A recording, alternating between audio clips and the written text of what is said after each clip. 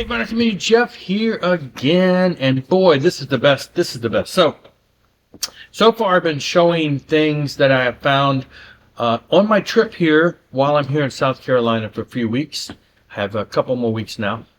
Anyway, so the first weekend, we went to one town, and then the second weekend went to another town, and then the third weekend we went back to the same town down in Charleston, and that's where I had shown in my video the record store day things. But this is the day after the record store day event that we went to another store. Now, it was one of the only other bigger stores in the area. It looked like it had a great selection online. It looked like a smaller store. And so my wife's like, let's check that place out. And so we went, and it was right downtown, like in a small town area. So they actually let me go in the record store, and they went around. There was a bunch of shops and stuff, kind of like a little market street. Not quite as big of the city as where we went for record store day, where the big market street and the traffic. It was like being in the middle of New York City in a smaller sense. This was actually down closer to the beach area. I guess it wasn't near the beach, but it was closer to that area. So it was a little more small town area where this record store was located. And I'm telling you that so far, my wife asked me after that weekend, she's like, so what's been your favorite place, or, where you found the most stuff? And I would say it was definitely at Great Cats Records. That's where, to me, I found the most desirable stuff for decent prices. So I'm going to only cover half of it because this video is probably, in telling the story, it's going to be a little longer, and I don't want to go too long, and I'm going to break up the other part.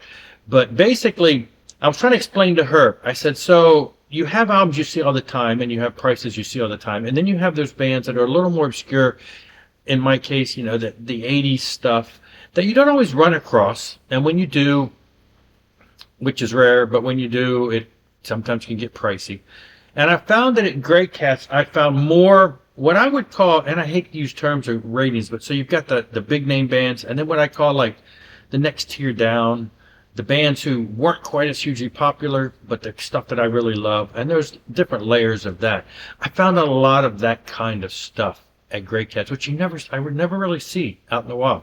So anyway, I'm going to cover half of it here. The store itself was fairly small, and it just mainly, it didn't take too long to go through all of them. I did find a couple other items that I was drooling over that I really wanted, but he knew what he had, and the prices were a little more than I wanted to pay. But I was so shocked when it got done with it at how much stuff I had found that was within a reasonable amount of price. Again, the bands that are not as hugely popular tended to not bring as much of the dollar amount. And so I found most everything I found, except a couple that I'll point out, most everything I found was under $15. That tended to be where I was setting my limit for some of these. So anyway, let's get into this one. I started off, of course, in A's. I found this. It was in A. It should have been under C, but I was like, I knew a little about them. Didn't know a whole lot about them. I kind of passed it by. So anyway, Chrome Molly, he had it under A. I don't know. They fought under A, I guess, for Angst.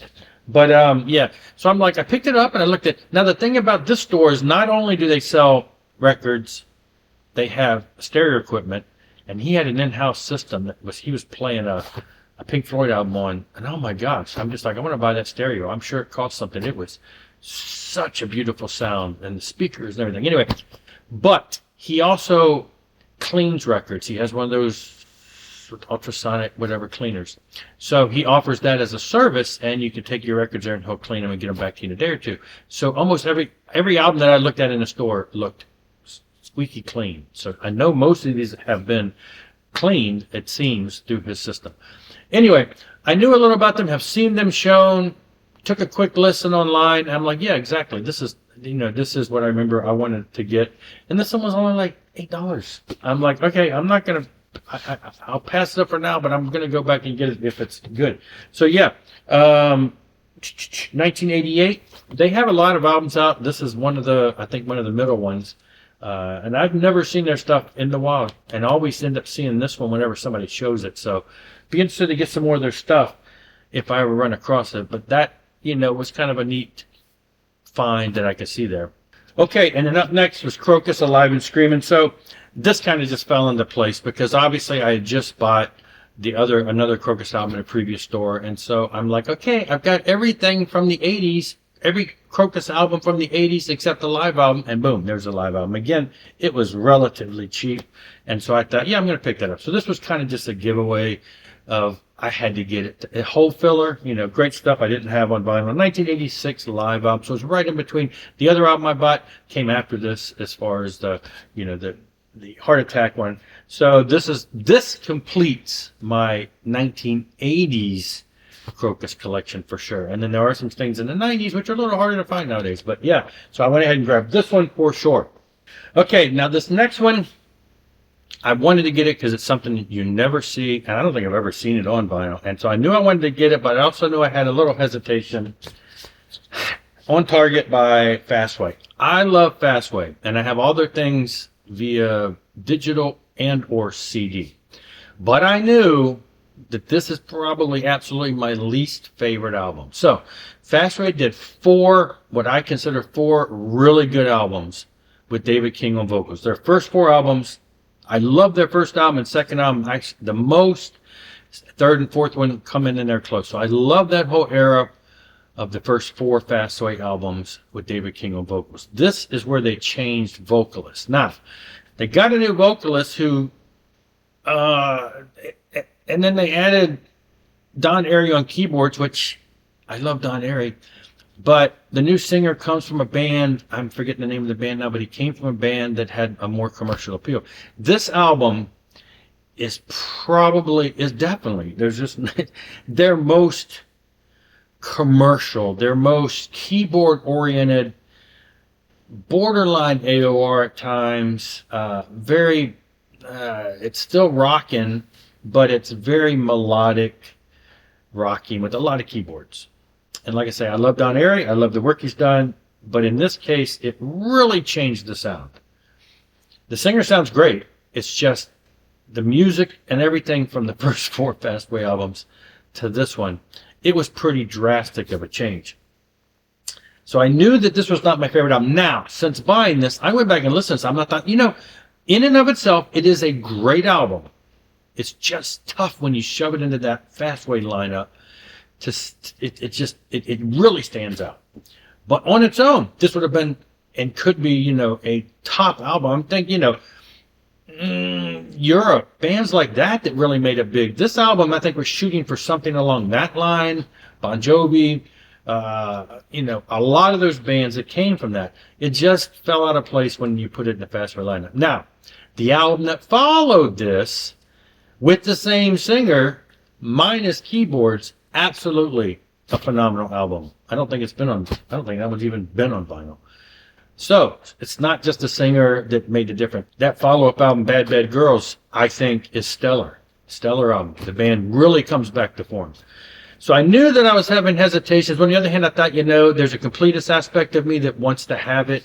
But on the other hand, I was bouncing back and forth, but the price was right, and I thought the completist is going to win out because, plus, I usually see the other cover that has the two guys on the front. This was really cool to find. That's the one at least I see online a lot.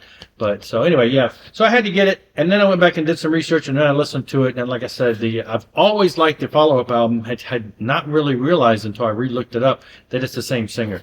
But this one, really, they went for a more commercial appeal, and so I was hesitant. But I knew that I had to walk out there with the Fastway one for sure. This next one was one that really stopped me in my tracks because I never see this band in the wild, but when I ever have, it always tends to be the first album, which is very rare. I've just never seen this. It's a band that did a little blip on, and I loved them in the day, still love them, and was just excited to find the second Heavy Pettin album. When this band came out back in the day, I really just loved their first album and then their second album. Kind of lost track after that. I have their digital stuff after that. I think they did they did another album and then kind of phased out, and then later in late 2000s they brought up a bunch of demo tracks that were released. First album was 83, this is 85, and then they had Big Bang in 89, and I guess I think that is on vinyl out there, but I don't think the Prodigal Son demos is. But this was a band, UK band, that was touted to be the next Def Leppard. They were really promoted to that. So they got that Def Leppard Pyromania flair, a little on the pop metal side at times, very melodic. But for me, it really was a great album. And so I remember buying this album in the record store back in the day when it came out. I was so excited to get these guys.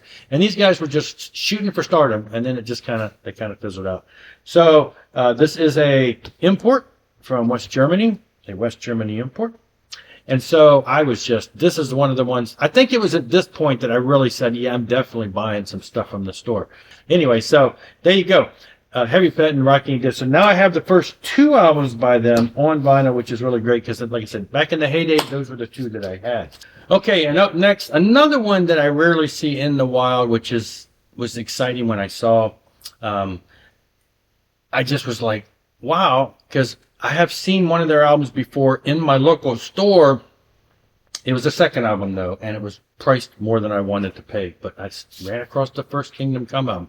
Now, back in the day, I admit, back in the day when this came out, 1988, it was a little too... It's a little more commercial than I really, was shooting for. People talk about the Led Zeppelin vibe.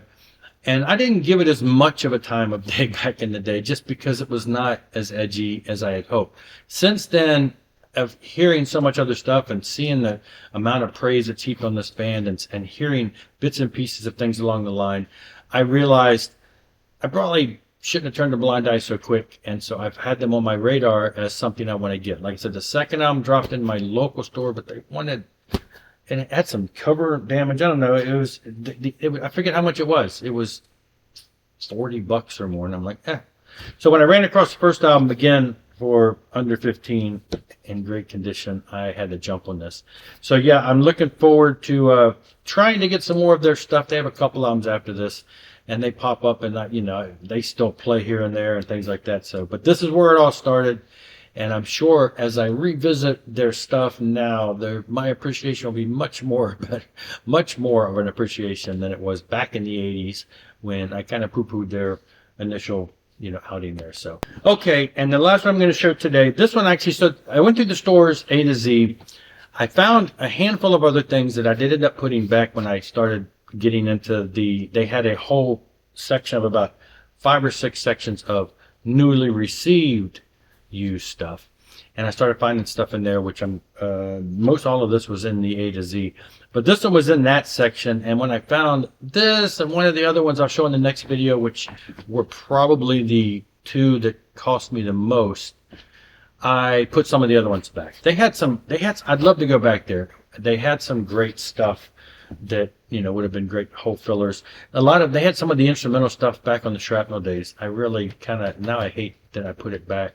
They had Joey Tifola, they had Greg Howe, they had